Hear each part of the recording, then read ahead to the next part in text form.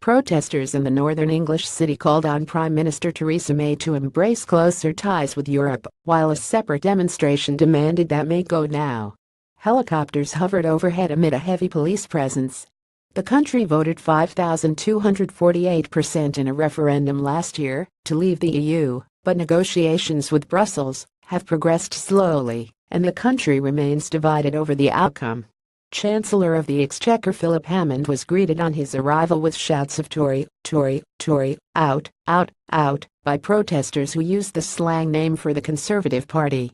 At the front of the demonstration, a lorry carried a multi-headed giant body with the faces of May and three leading Brexit campaigners: Foreign Secretary Boris Johnson, Environment Secretary Michael Gove, and Brexit Secretary David Davis.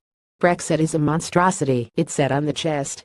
"Let's stop it." Paolo Arrigo, 51, managing director of a business which imports goods from Italy, said he had voted Conservative all his life, but was now switching to the pro-party, the Liberal Democrats.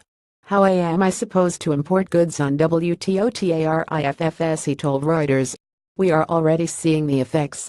Brexit is a house built on sand. It will fall over. It is just a folly. Theresa May is a zombie. She is not going to last."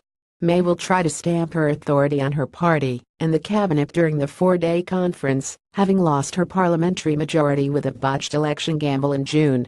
At a separate demonstration, protesters denounced May's policies on public spending and shouted, "Tories, out, out, out."